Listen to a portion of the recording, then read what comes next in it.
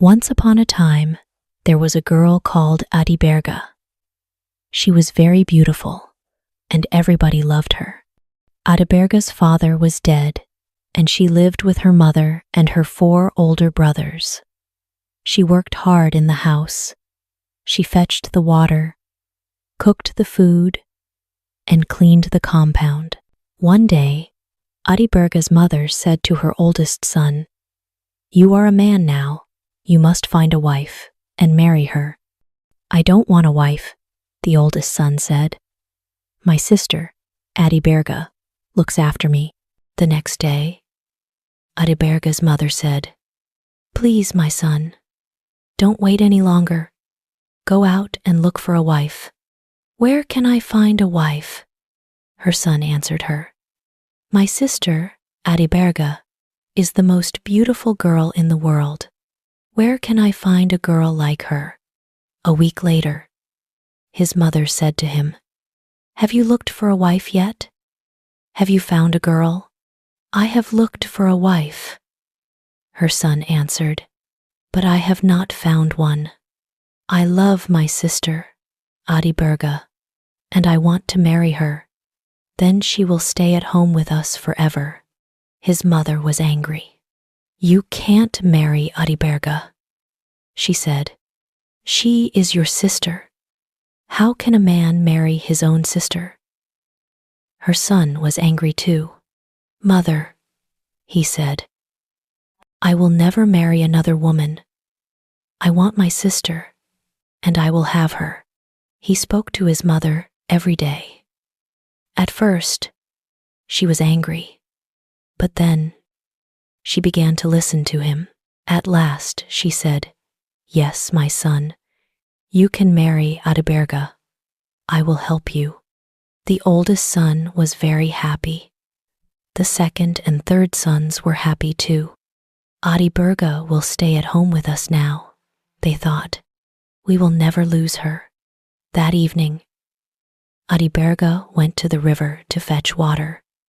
Her mother and her brothers stayed in the house. Adiberga filled her pot with water and walked home. She went to the door of the hut. She wanted to go inside, but her oldest brother put his leg across the door. "Brother," she said, "please put your leg down. I want to come in." Her oldest brother smiled at her. "I am not your brother," he said. "I am your husband," and he put down his leg. Adiberga tried to go in again, but her second brother held his leg across the door. "Please, brother," she said, "let me come in." "I'm not your brother," her second brother said. "I am your brother-in-law," and he put down his leg. Adiberga waited.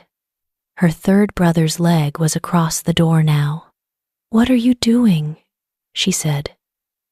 "Please, brother, put your leg down. Let me come in." "I am not your brother," the third brother said. "I am your brother-in-law," and he put down his leg. Now, Adiberga's mother sat beside the door. She put her leg up. Adiberga couldn't go inside. "Mother," she said, "please let me come in. Please put your leg down." "I am not your mother," her mother answered. "I'm your mother-in-law," and she put down her leg. Adiberga's fourth brother sat beside the door now. He was disabled. His legs were weak, and he couldn't walk. He lifted one leg with his hands. "Brother," Adiberga said, "why are you doing this to me? Please, let me come in." Her fourth brother put down his leg. "Yes, dear sister, you can come in," he said. The next evening, Adiberga went to the river again. When she came home, her family was together in the hut. Again, they lifted their legs against her. Again, her fourth brother let her come in. They did this every day, week after week. One day, Adiberga's fourth brother said to her, "Dear Adiberga, I want to go to the toilet. Please carry me outside. So Adiberga picked up her brother and carried him out to the fields. She stopped beside a field of teff. Don't stop here, her brother said. I can't use this place. The teff will become dirty. So Adiberga carried him on. They came to a field of sorghum. Not here, said her brother. The sorghum is for our food. I don't want to make it dirty. Adiberga carried him far away, to a place full of trees. Put me down here, her brother said, and sit beside me. Listen, I don't need to go to the toilet. I brought you here because I want to talk to you. Our mother and brothers have a plan for you. Tomorrow, they are going to give you to our oldest brother. They want you to marry him. Brother, Adiberga was very unhappy. What? She cried. My brother wants to marry me? But I can't marry my own brother. It's a wicked thing to do. I agree, her youngest brother said. But they will try to force you. My dear sister, you must run away. Go now. But where can I go? Adiberga said. There were tears in her eyes now. Who will help me? God will help you, her brother said. Be strong. Go. So Adiberga ran away. She ran and ran, over the fields, up the mountains, and down into the valleys. At last, she came to a big river. I can't cross this river, she thought. It's too deep. I must stay here. There is a big tree near the river.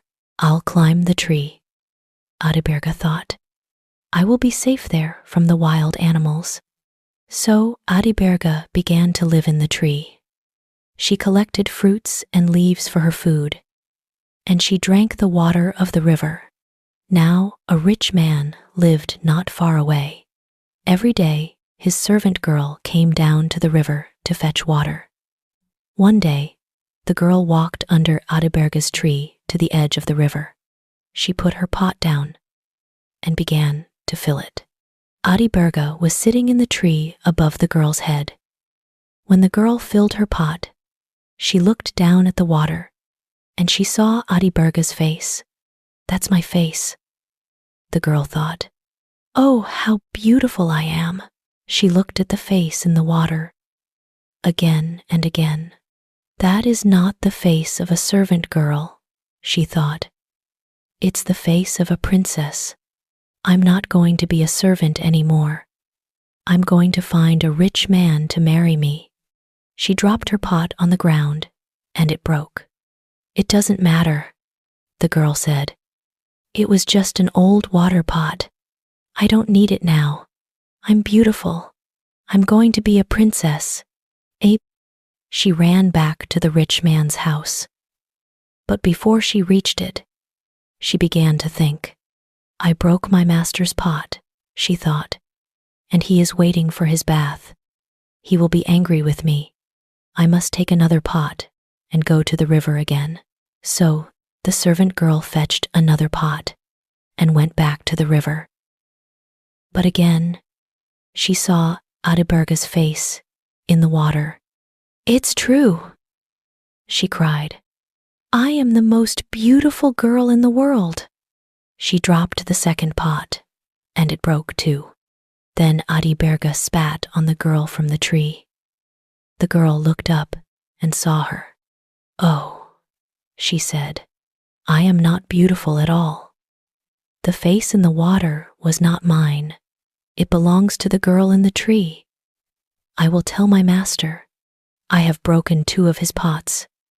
But when he sees this girl, he will not be angry with me. And so the servant girl ran home to her master.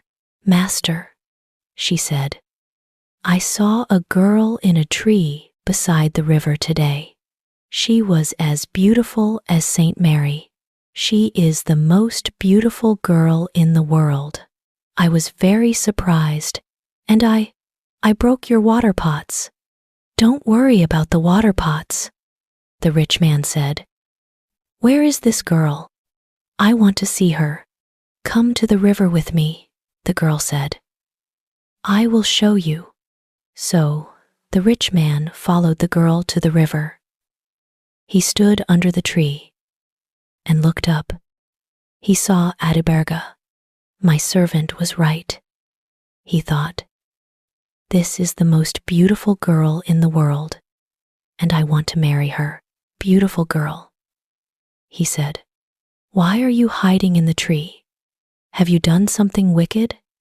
Does your family want to punish you? Adiberga didn't answer. She said nothing. The rich man turned to his servant. Go back to my house, he said. Bring me my spear and 2 carpets. The girl ran home. She came back again, quickly with the carpets and the spear. The rich man stood the spear in the ground. The sharp point of it was below Adiberga. He put 1 carpet on one side of the spear and the other carpet on the other side. Then he spoke to Adiberga. Jump down from the tree, he said. Perhaps you are a bad girl. Perhaps you did something wrong, and your family is angry with you. Is that why you ran away? Is that why you are hiding up there in the tree? If that is the reason, you will fall on the spear. But perhaps you are a good girl. Perhaps someone tried to hurt you, and you ran away to save your life. Is that why you are hiding in the tree? If that is the reason, you will fall on the carpet. So, Adiberga jumped down from the tree. She fell on the carpet, and the rich man picked her up. Marry me, he said. So, Adiberga married him. Now a new life began for Adiberga. She was the wife of a rich man. She lived in a big house, and she had many servants. She forgot about her mother and her brothers. She was happy, but Adiberga's 4th brother did not forget his sister. He left his mother's house, and he began to travel everywhere. He was looking for Adiberga. It was very hard for Adiberga's brother. He could not use his legs, but only his arms. He needed other people to help him. One day, he came to the rich man's house. He sat outside, under a tree. Adiberga's servants saw him. They ran to Adiberga. There is a man outside your house, under the tree, they said. His face is like your face. His eyes and his nose, his mouth and his hair, they are all like yours. Is he a relative? Does he come from your family? I have no relatives, Adiberga said. I have only one brother, and he is disabled. Go and look at the man again. If he is disabled and cannot walk, come and tell me. The servants hurried out to the tree again. Soon, they came back to Adiberga. He looks like you, they all said.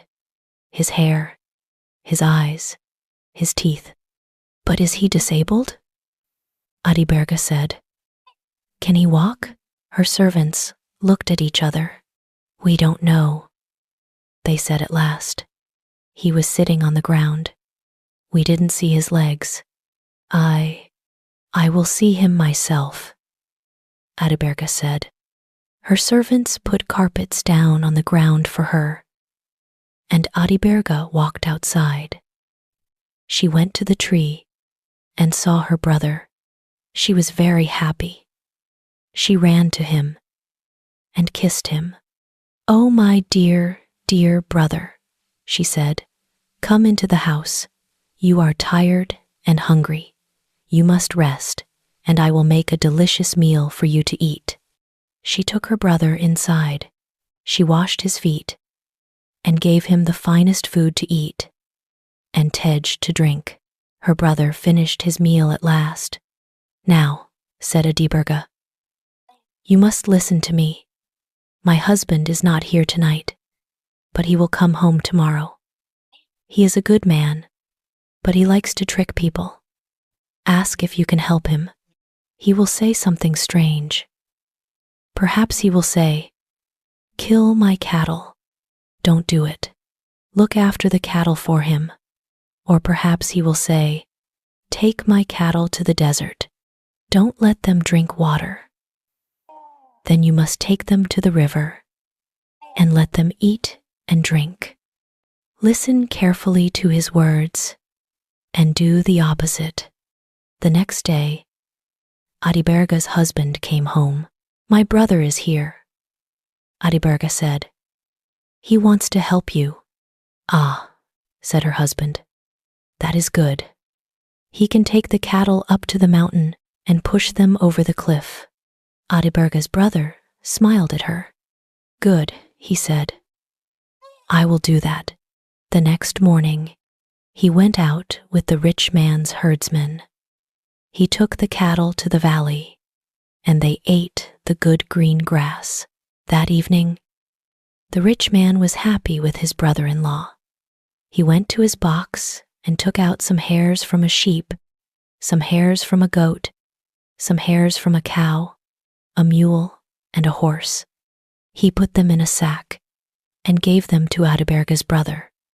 He gave him a stick, too. "Go home," he said. "Take this sack with you. When you reach your house, beat the sack with the stick. Goodbye, dear brother. May God go with you," Adiberga said. So, Adiberga's brother went home. When he arrived, he stood outside the hut.